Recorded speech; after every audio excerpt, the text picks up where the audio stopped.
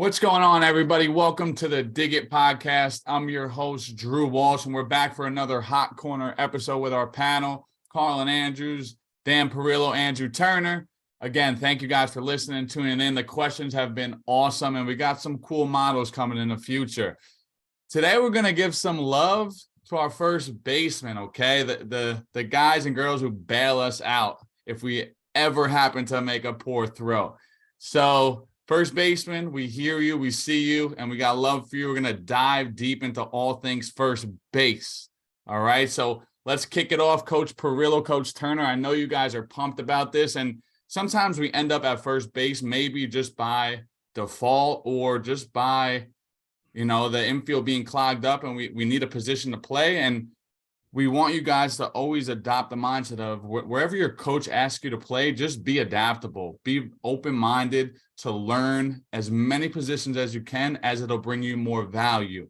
With that being said, let's kick it off with Coach Perillo or Coach Turner. Hop in. Let's talk all things in first base. Yeah, Andrew, this topic is could be brushed over by some people, but this can make or break a good infield. You get the right guy. I've had, over my course of my time at LIU, I've moved 3 infielders from the left side of the infield to first base just to solidify that position. 2 of them were shortstops, and one of them was a third baseman. Moved them from that side of the infield to first base.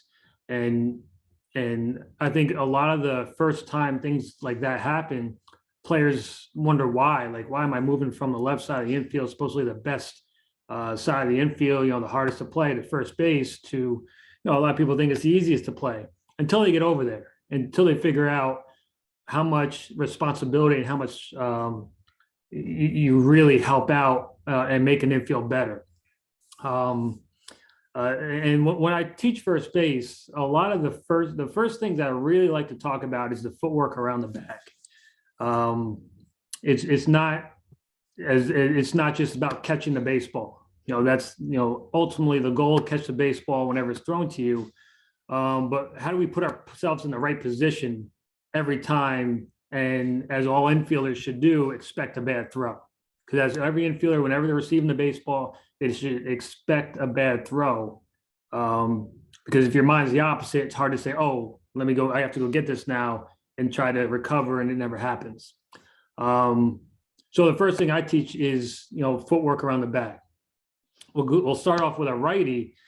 I like to put their right, say they're facing second base, a throw coming, double play from second base. So they face that direction. We put our right foot on the right corner of the bag, and everything's the opposite for lefty. So they would put their left foot on the left corner of the bag. Their glove foot is off the bag. All right. And there's some leniency with this. This is not black or white, but we teach it to be off the bag. I have the weight of our body 60-40 to our glove side. Okay. 60% of our weight should be on our glove side leg, and 40% should be on our throwing side weight, leg. This allows our anchor foot, our throwing foot, our right side leg for a righty. It allows them to just step across the bag if they have to. Okay. If the weight's on our right foot, the first thing we have to do to move that foot is move our weight, and then move our right side foot. So we start 60-40, weight on our left side. So if it's a throw to our left, we can just move our right foot and then move to the baseball. Okay. So that's one of the first things I teach, the footsteps around the bag. The next thing, literally that's number one. And number 2 thing I teach is to start low. This is if you don't do anything but those 2 things, you'll be fine as a first baseman. Start low. As soon as you get to the bag, you should be in a squat position. Okay, as low as you can. The hardest ball to catch for a first baseman is a throw coming across the diamond on a downward plane, when a guy's got plus arm speed and he's got some backspin to it and it hovers knee high. To try to look down on the baseball and catch it, that's tough. But if you're crouched down like a catcher almost, and you're seeing the ball Just like we teach on catching a ground ball, you want your eyes down. If you're crouched down to start, that knee-high throw comes, now it's easy. Okay, so I teach those two things. If you can do those two things to start out, you'll be in a good position every time. All right. To touch on that, coach, as far as, let's say, level change. A level change is a squat, a split stance, lunge, whatever you want to call it. When we speak about first baseman, one thing I noticed when we're working around the bag on short hops, which we're going to get to, but you alluded to it. Think about if you're anchoring with your backside hip, your hips have to change levels for you to get on plane with the ball. And that's also a short hop. Just think about when you're hitting, you're trying to get that bat on plane as long as possible, not be steep. If you're a first baseman and you go to stride out and you lunge into your front side hip and it's 70-30 on your front side, you've changed the angle that your glove path could work through the ball. You're now coming in from a high to very low, steep angle. It's really difficult for you to be consistent with that glove face working through short hops at first base. So think about, understand level change, load your backside hip and work low to high through the ball. Okay, guys? Coach Turner. Yeah, I think in.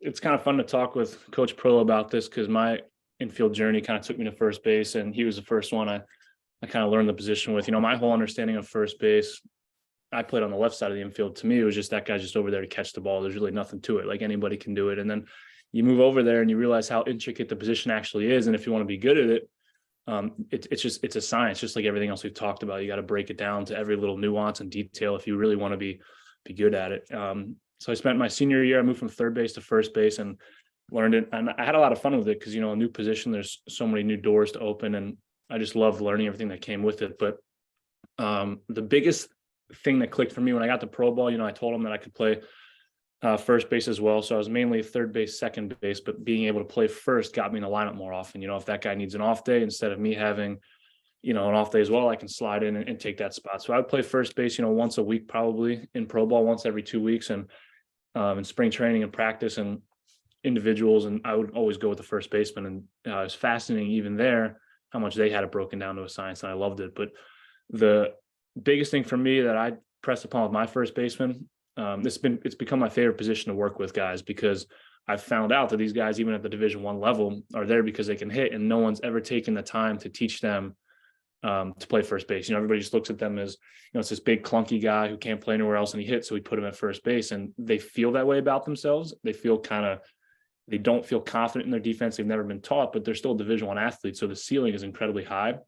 So my favorite thing to do on day one is just talk to them about the mindset of their position. So my infield coach said to us one time, he said, a gold glove infielder can't be a gold glove infielder without a gold glove first baseman. So he said, a gold glove first baseman creates a gold glove infield. And his example specifically was the Cubs. Back when they were winning all the gold gloves, Addison Russell, Javi Baez, Rizzo, they had this phenomenal infield, but the best infielder was Rizzo. And without Rizzo, they're not getting those gold gloves or making as many plays. Javi Baez can go up the middle and make a crazy play and a crazy throw only because of the trust that he has in Anthony Rizzo. So, and if I'm an infielder and I know my first baseman's not putting in the time, his craft over there isn't good or doesn't care about it, it affects the way I'm able to play. If I get a ball in the second inning and I spike a throw and that guy misses it, my confidence in the field is probably low the rest of the game. But if that guy makes that pick and picks me up, I'm feeling like the man the whole rest of the game, because I don't have that kind of error on my shoulders that I'm thinking about now. So just explaining to first baseman the power and the impact that they have, on the rest of their players. And if you're over here for 60 games at the college level, that could be, if you dig out a guy 10 times from shortstop, that's the difference between, like a 5 error or 15 error season. And that's your responsibility. So they really appreciate that and enjoy that responsibility. And it kind of sparks, the energy and enthusiasm from them day one. So something I put in all of our first baseman's lockers before they even get on campus is just that quote, gold glove first baseman equals gold glove infielder, just so they're aware of the importance of their position every day. Because especially in today's day and age, I feel like people just forget about defense and specifically that position. I love that. And the thing that's just ringing in between my mind is like, is there a stat for first base picks, first baseman bailing out their infield? Like, let's make that. Like, if we tally hard hit balls, this spray charts, this, that, the other, why don't we give incentive to that first baseman, right? And every time they do bail out one of their infielders, let's get like a point system. And then maybe at the end of the year, we look back and just to reaffirm, like, first base, you are just as important as everyone else. We need you. Like, we all need you. And it also gives perspective to the infielders, like, damn, dude, like, Turner's over there saving us. I didn't even realize how much he saved. Like, I know he's good, but that could be a new stat. Let's get that going this spring. Yeah, no, that'd be awesome. And the other thing I like to do with them too is I always tell my first baseman, especially the big clunky guys, I say, you're a shortstop, you're just playing first base today. So getting them, I feel like one of the things that was easy for me when I made the transition is I was used to playing third and short. So when I got to first, it was like, no, this is easy, like compared to what I was just doing. So I like to put all the first basemen for when we warm up in our dailies, I put them through all the shortstop drills. I have them take reps at short, make throws to first, do that for 10 or 15 minutes. Then when they go back to first, they're like, this is easy. All I got to do is stand here, find the bag and pick the ball. I was just turning to it short, and it makes them, they have fun, they feel confident, and then they go back to first and they're like, I'm a shortstop, and every time they make a big play at short, I always make jokes like, oh, he's coming for you, like our future shortstop, and they buy into it. And I feel like they just really appreciate feeling important and feeling like an athlete, because they've never really, at least the ones I've worked with, have never really kind of gone through, that in their career. It's just hit and then go over there and stand there and catch the ball while we all work on our infield at shortstop. I mean, that's awesome. And that's one thing I always do is like trying to integrate. Like, you're an infielder, you're a first baseman, and then there's infielders. Like, no, you're one of us. And I love that. Like, you're going to tell me daily hand path, footwork, and all that stuff is going to hurt a first baseman. Like, no shot. If anything, it's going to make them more athletic, more adjustable. So I love that. And then again, like you said, buying camaraderie. I think that's huge. Like, first baseman, of course, they have some technical things that are different than a shortstop, second base, but a lot of it all falls under the same bucket. So train it. Yeah. And then I guess mechanically, I think Pro hit the nail on the head in terms of the base. So kind of going from that, the first thing I always look at is stride length and timing with first baseman. And you wouldn't believe how many people, even at the highest levels, just have never been taught it, aren't aware of it, and just don't do it well. So when I was in the Cape this summer, first baseman was phenomenal. ACC all conference player, probably going to be a big leaguer if I had to put my money on it, and had no idea what these two concepts were. So the first thing is stride length. Specifically on a pick throw, it's not as important, but on a pick, needs to match the length of the ball. So wherever the ball is, if the ball is tight to the base, that's where your foot is. If the ball is deep, you want to get your foot deep. So you're trying to match the left foot that you're stretching with, or the right foot if you're lefty, to where the ball lands. We do a fun drill with this called the ladder drill every day in our daily warmups, where they start on the bag and they have a partner, the other first baseman drops the ball, and we go close, middle, and far. And then far, middle, and close. You just work your way out just to get them familiar with the foot needing to land at the same distance as the ball. So you're not creating long hops or overstriding. Coach, do we do that with our middle infield as well? Like on a run, like pressing through balls? Like, think about, like, if you have an infielder set up stationary level one and they got to come out of that position and, press through a short hop, kill an in-between hop, and then kill that long hop that doesn't become an in-between hop. I think we just, that's another beautiful drill. Sorry to cut you off, but I love that. I'm going to try it today. Yeah, no, so it's super fun, and just them getting aware of where their foot strikes the ground is really good, just in the decision-making process. And then it's another one of those things, the more you do it, they forget they're doing it because it just becomes muscle memory. And the second one is just their timing. One of my biggest pet peeves is foot landing before they catch the ball.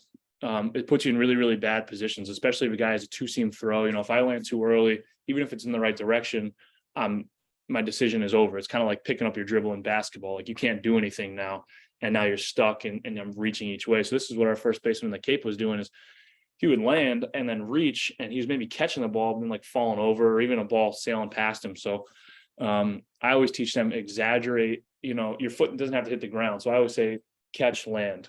Catch land is kind of the cue we use, catch land. And we have another drill, we call it the Rizzo drill, because Rizzo does it all the time. He'll just catch his knees still on the ground, and then he kind of like has some swagger and comes through and throws the ball around. So we set up the machine. I just feed them chest high balls, and they just catch and hang and then land and throw it back. Catch and hang and land and throw it back. And we'll do that in every direction, just to get them used to, just not landing too early and putting yourself in a bad position. So we'll go around the world, left, center, at me, right, center, right, and just kind of work our way around and just catch land the whole way around. And that's the one where you start to see them kind of have some rhythm and swagger to it, and the athleticism comes out a little more as opposed to being rigid and stuck in all their catches. So On the Rizzo one, can you run through that and give me a better visual of what that looks like? yeah, so I like to set up the machine for this, and we'll have them in the cage usually, because when I work with my first baseman, it's usually before or after practice, because in the time constraint, it's a little tough. So I just set up the machine at the plate, and we'll usually, we'll move the plate a little bit around, but the ball's coming right at their chest, and they stride with their knee up in the air, and then it's catch, and then your foot hits the ground, and you come through it.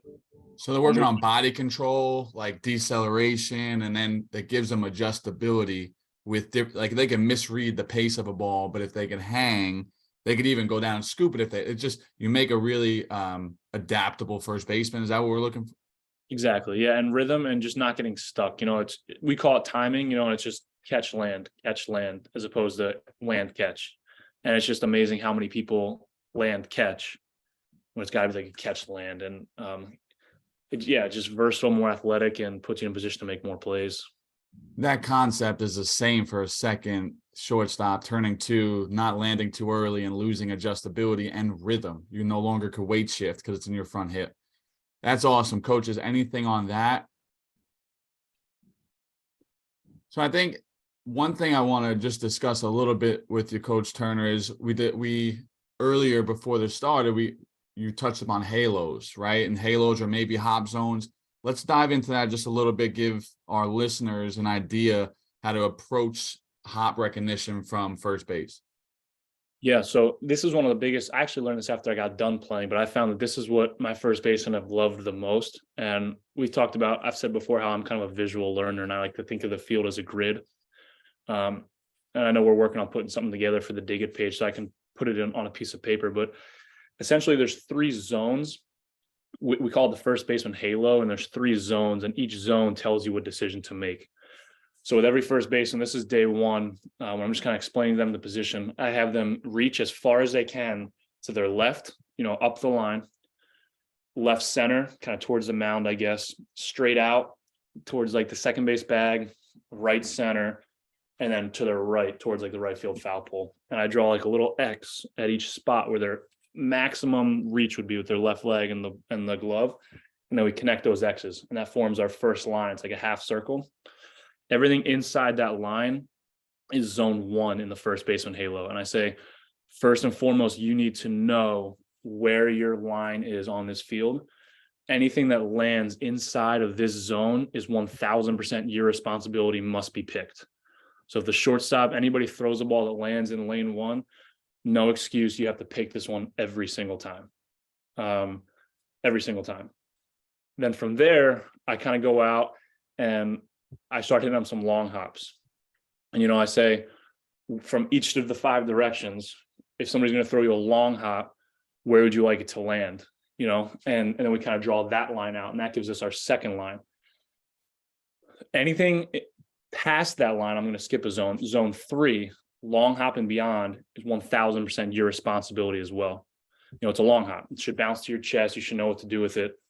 Anything outside that second line is zone 3. You should pick every single time it's a long hop.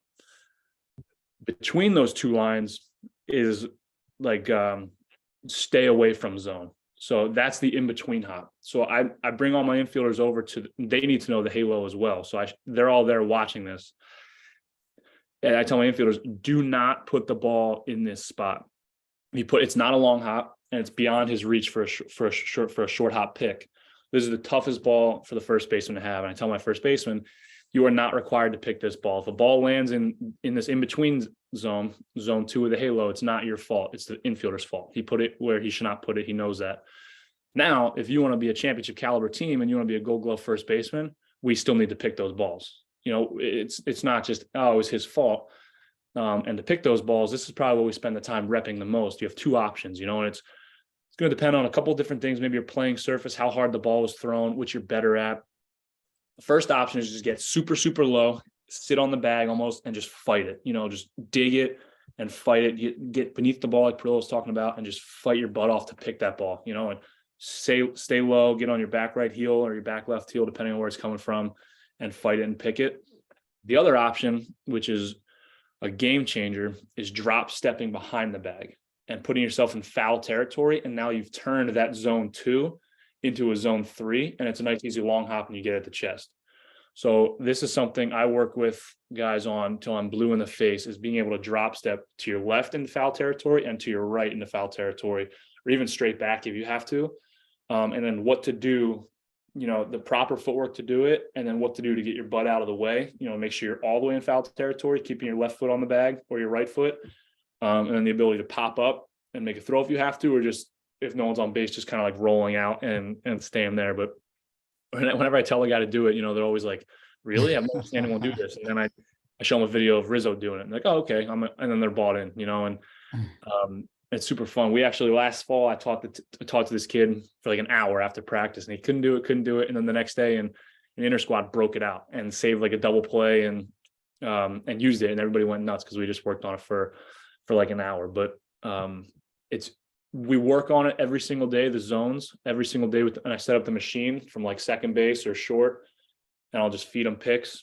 I'll hit them fungos for the long hops, but knowing those 3 zones makes the decision making so much easier. And then the infielders knowing the 3 zones are important too, because how many times at third baseman do I make a throw and I'm like, dude, you got to pick that. And then you're in the dugout and he's like, how am I supposed to pick that? And I'm like, I don't know, just pick it. But now we're on the same page with the lingo. Dude, you threw that into zone 2. All right, my fault. I'll throw into zone 3 next time, give you a longer long hop. Or, hey, that was in zone 2. I'm just letting you know I still should have picked it. I didn't drop step. I tried to dig it. I should have created more space. Just letting you know that was in zone 2, but I still should have drop stepped and picked it. So, but the first baseman love it. And we did that in the Cape every single day because I had a couple kids who were being moved to first base. There was a backlog at third, so they were getting some reps in at first. And it just clicks, it makes decision-making so much easier, and it kind of frees them up to let their athleticism take over. Because everybody at the Division I level, you're way too athletic to get stuck on a zone 2 ball. Like, even though it's not your fault, you're enough of an athlete to where you can drop step and make this pick. And I'm sure there's 10, 15 to 20 zone 2 balls a year. If we can turn those all into outs, because we have a nasty first baseman over there, we're cooking and winning a lot more games. And the situation could be, coach, you got it. I got a question for Turner. Does that change on dirt field? The expectation, turf to dirt fields? Yeah, so that first line, zone 1, would never change, because that's just going to be based off of your leg, literally the length of your leg. So my guy who's 6'4" versus my guy who's 5'10", that first line is going to be a different distance. But I think that second line 100% will depend on what field you're on. If you're on a turf field, that long hop is going to cover a lot more distance than if you're on a different field near a different surface. My question, that makes total sense. My question, do you work on that as infielders? Do you work on understanding when to use the earth and when not to? Yeah, I think you have to, right? And then I just tell my first baseman, like, encourage the guys, like, hey, if you want to work on long hops or zone 2, just tell them to throw it there. And then I guess they have to kind of know whatever position they play, the best place for them to put, where they have to put the ball, and where not to put it. Watching you guys last spring when Wagner traveled to USC, just the nature of their field and the way the sun set, the left side of the infield was incredibly difficult for the first baseman to have a good vantage point or visual, because the sun was at the game time was dropping. So you saw a pregame, every single left side infielder use the turf for a 1 bounce. So that's just one of those tactical strategies that you got to be prepared for, but you just can't expect an infielder to be really good at 1 hopping a first baseman. There is a depth perception, a finesse to that throw that's got to be practiced. But there has to have context to it. It's not like, hey, we're trying to work on throwing the ball into the ground better. It's time and place, situation. No doubt. And I think we always like to bring it up at first base. I always tell the first baseman they're the quarterback of the infield, because you're involved in the most plays. And the shortstop would probably argue that, but just back to the mindset thing, and tell them, like, the lip on each field is going to be different. I remember at USC, it was like super close to the bag, and some field it's further away. So just tell everybody else what they're working with. Sometimes the dirt, we were at Charleston, was like a sandbox, so it doesn't skip as well for maybe the second baseman. So tell them what's going on, what you can see with the lighting, where the lip is, what the dirt is like. And I really like in BP, I'll stand behind second base and just rip them fungos to work on their picks, especially on like Thursday at practice or Friday before game. And then I just have them tell me like, what's the field like, and make sure you communicate that with the rest of the team. I hope they know what the field's like anyway. Every game, Yeah. Coach Brillo would tell us, like, hey, let's go check the third base, first base line, see if bunting's in play today, see like what lane we got to hit, the speed of it. And just in general, infielders, every surface is different, whether it's grass or turf, they all play a degree different. So understand what you're working with that day. Understand if it's, if the grass is wet, if it rained, or it's just early morning. There's so many non-tangible things to allow you to prepare to play the game at a high level. And a lot of the things are under your control. And you do have the option to go identify those. Anything else, coaches, you want to hop in? Yeah, I guess we could talk about flips and double plays. I think that's something that's taken for granted for the first baseman. I think that whole position is taken for granted, as Andrew talked about. But I think if I start with flips, 3-1 plays, lefty up, hit a ground ball to the first baseman, routine, catch the baseball, flip it to the pitcher on the run. I think there's some nuances that we got to practice. When we do our box infield, all right, we have our shortstops and second baseman do a typical box. I'm sure everyone's done, where you simulate catching the ground ball and flip it to the guy to your left and follow your throw. And you do that in a square. And we've all done it. We work on backhand and all that stuff. Our first baseman need to be a part of that. All right, our first baseman need to learn how to flip the ball correctly, just like our middle infield. They have the higher task of hitting a guy on the run and learning the nuance of that, when to get it to them, not try to. We try to tell our guys, you don't want your pitcher catching the ball and stepping on the base at the same time, if possible. If it's you have time, get it to him plenty enough time, hit him in the chest on the run, and let him catch the baseball, then look for the back. They need to know the dart throw.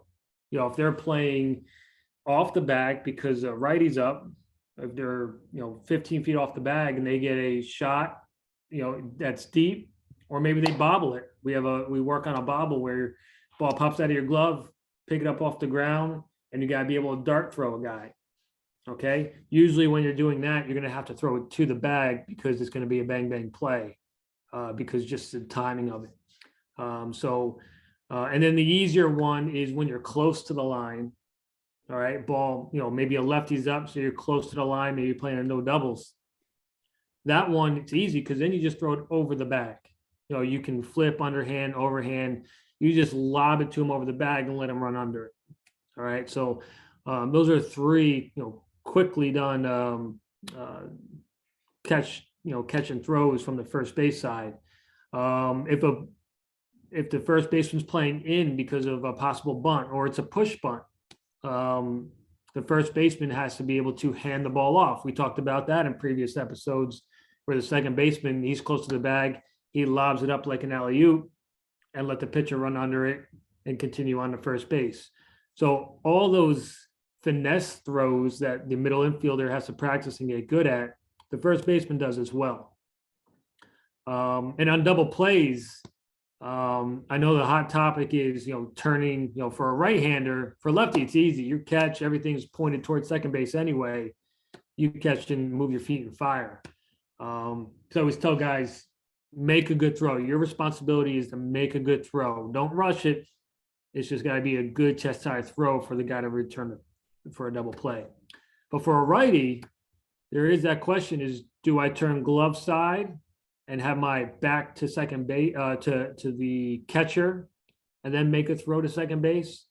Or do I step forward to the ground ball with my left foot, come through it, and turn my shoulders to second base? I tell guys, if they don't come with that first base skill, or they're learning the position, if it's anything center body to your left, go ahead and turn your back to home plate. Catch glove side, turn your back to home plate, throw it for second base. If it's nose to the right, mid body to the right, and it's hit, fairly, any softer speed, medium speed, you're going to be stepping forward and backhanding that baseball. But you have to remember, you have to, after you catch that baseball, you have to pop your hips and finish it.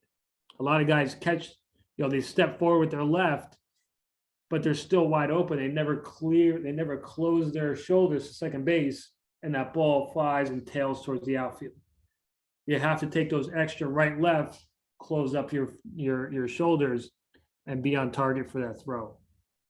And then if it's hit harder to your right side, that's just a true backhand. Turn your shoulders and fire. But those are the two.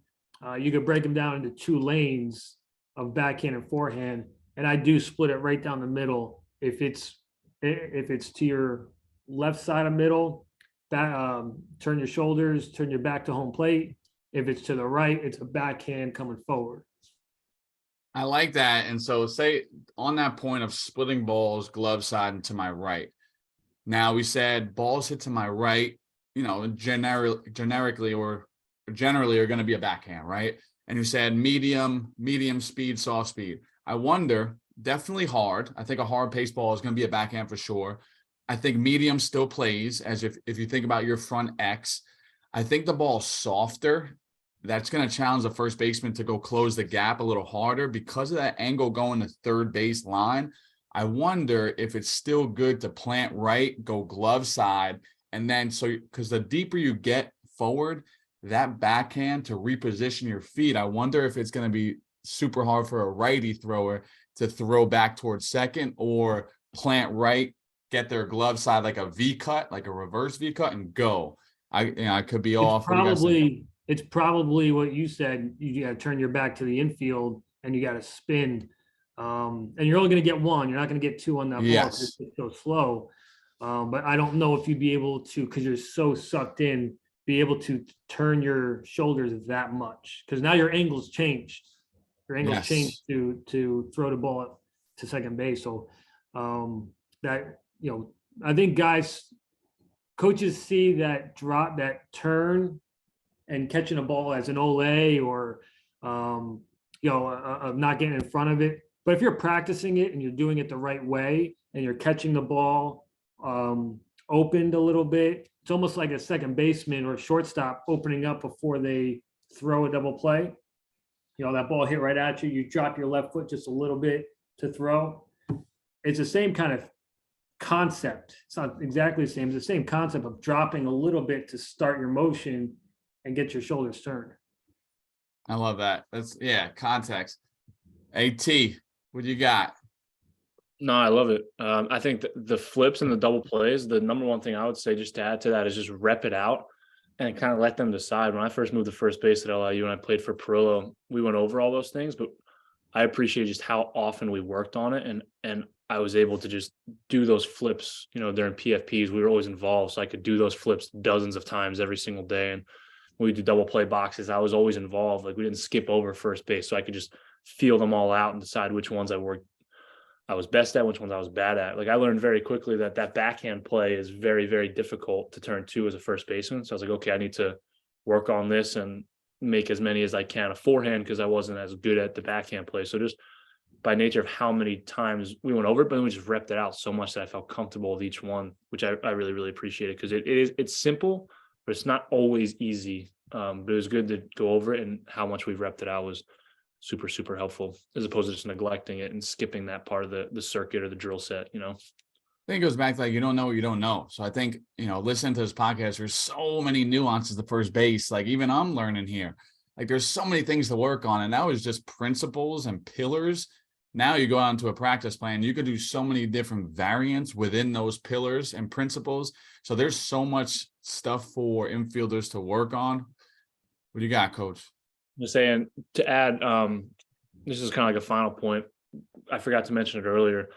When talking about like general space as an infielder too, I was talking earlier about drop step and moving left to right.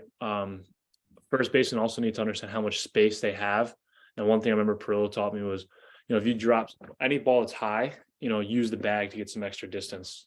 So we do another drill or individuals or our warm-ups, we do low high. So I'll throw them a low ball and they pick, then I throw them a high ball and they use the bag and get up, and low high, And a couple cues for that are that I learned that are helpful are put your right foot on the bag, kind of on the middle to get the extra distance from the bag, and drive your left knee straight up to the sky.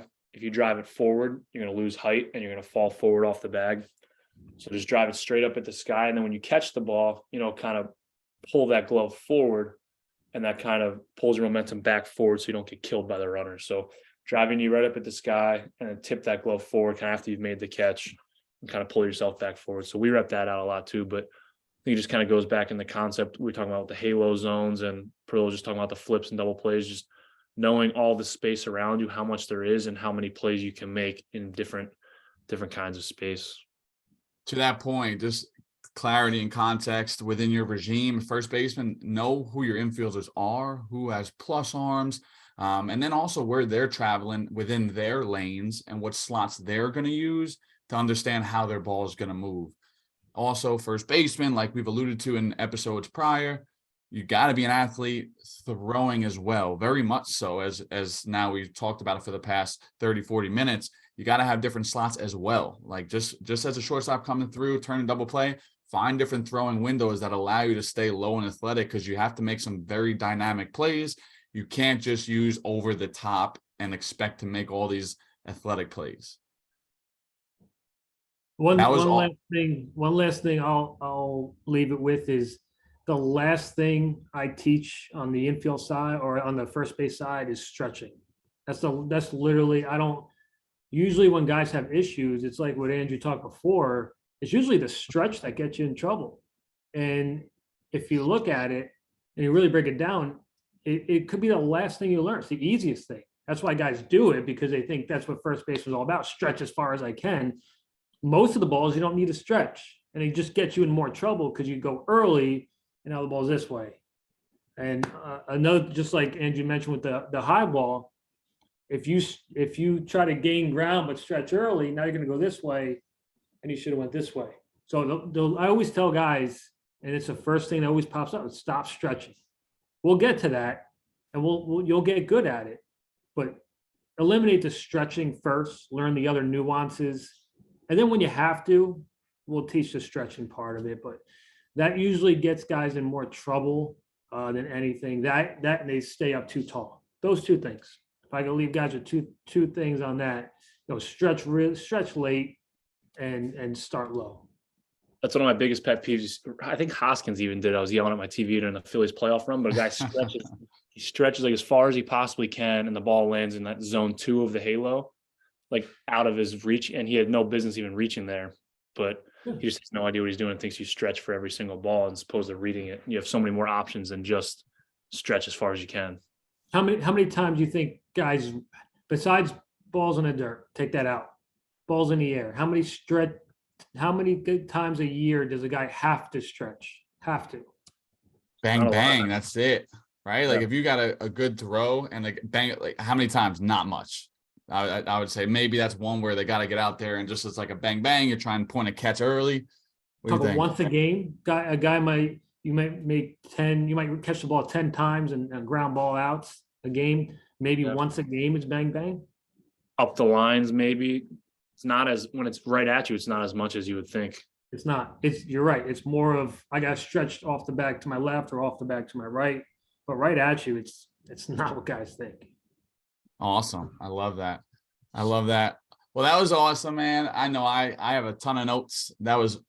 I haven't heard infield play broken like that, down like that at the first base position. That was fantastic. Listeners, hope you enjoyed that. Keep reaching out. We're going to put out some Q&A stuff. We have a new model coming that we're pumped for.